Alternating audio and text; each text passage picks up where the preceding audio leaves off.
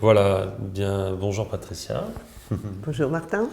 Voilà, donc on est là un petit peu pour essayer de faire comprendre à nos spectateurs comment tu arrives à Genève, ce que tu y as fait, comment tu y as enseigné, les combats que tu as menés, qui sont nombreux. Et j'aimerais, si tu le veux bien, qu'on commence par un point simple, enfin simple, du moins dans son questionnement, qui est ta formation. Parce que peut-être qu'un point sur lequel on peut insister d'emblée, c'est l'extraordinaire richesse de ton parcours, richesse dans les langues, dans les pays et dans les expériences de formation avant des expériences pédagogiques. Donc tu veux bien un petit peu nous raconter ça ? D'accord. Bon, alors j'ai fait des études dans la ville où je suis née, en Italie, entre Venise et Trieste. Ça s'appelle Udine, cette ville. J'ai toujours été très triste du fait que Stendhal a passé une nuit à Udine et trouvé que Udine c'était l'antichambre de l'Allemagne. C'était un peu dur pour moi, mais j'ai supporté ceci. Triste parce que c'est vrai. Ouais. Non, pas vraiment. C'est plutôt de l'Autriche. Triste parce que ton chéri dit de l'Autriche. Triste parce ton écrivain chéri dit ça, oui, c'est ça.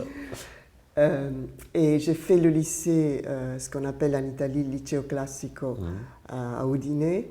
Mais je faisais des longs séjours, même lorsque j'étais au lycée, en Suisse, en France et plus tard en Angleterre.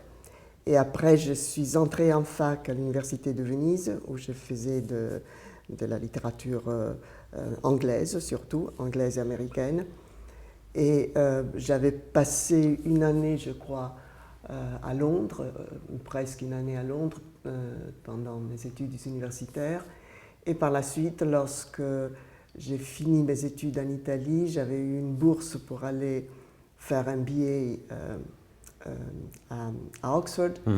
Et après, j'ai eu une bourse pour aller à Paris, et c'est à Paris où j'étais pendant 2 ans dans le séminaire de Roland Barthes. Alors avant qu'on revienne sur ce moment qui était une espèce de tournant dans ta vie, bien sûr, le séminaire avec Roland Barthes, j'aimerais qu'on revienne un instant simplement sur l'expérience italienne, puisque tu le disais, donc tu as suivi plutôt une formation donc de littérature anglaise et américaine, Ouais.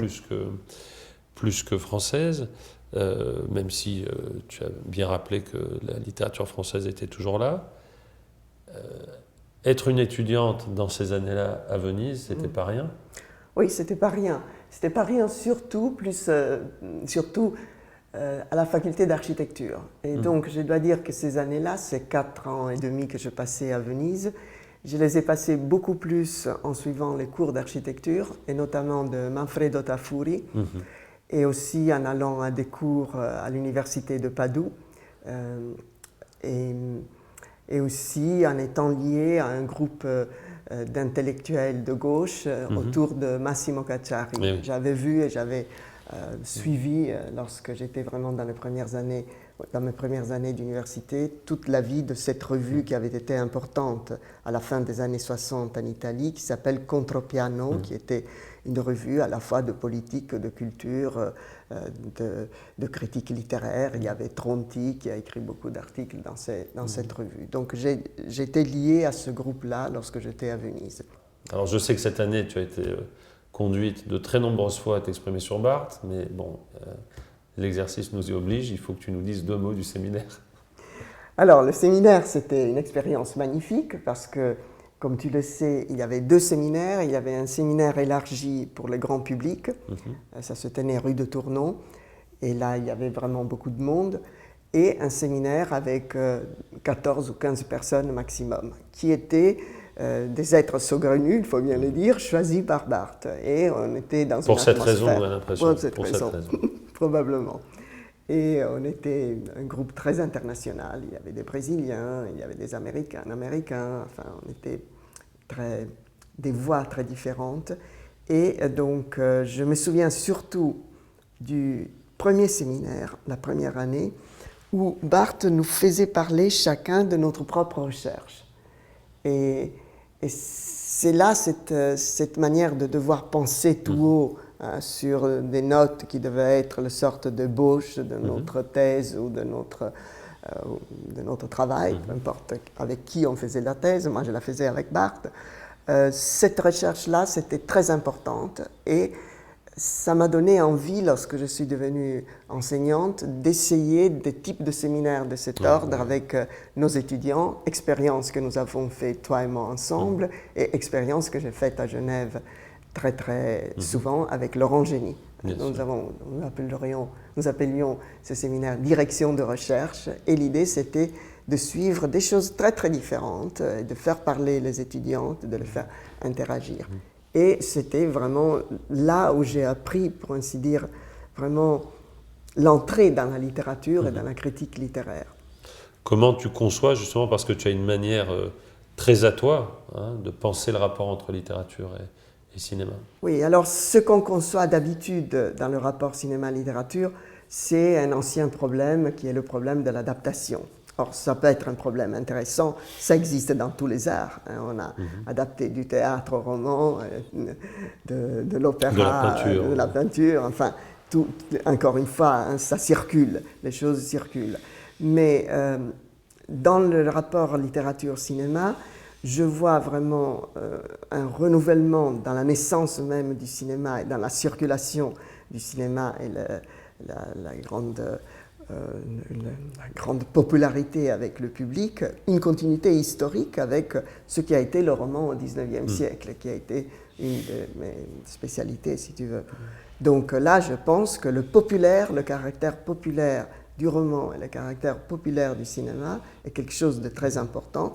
Être un art populaire, ça ne veut pas dire être un art trash, ça veut dire qu'à travers le populaire qui s'ouvre à beaucoup de monde, on peut faire des choses extrêmement profonde, intéressante, comme tu le sais bien.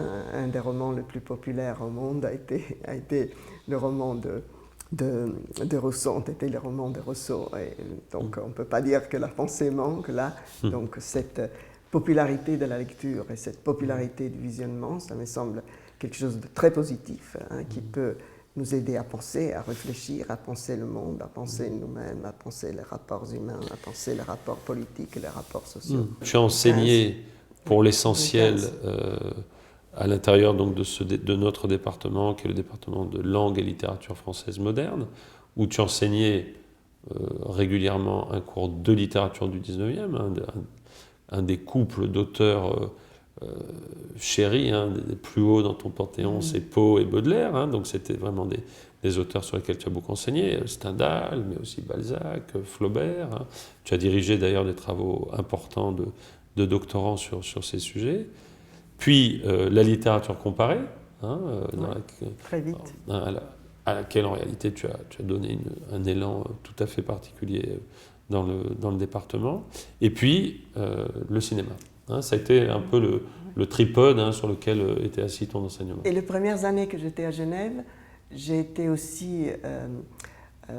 enseigné beaucoup à l'Institut européen, avec des historiens notamment, Jean-Claude Favet par exemple, et Claude Raffestin, donc un géographe.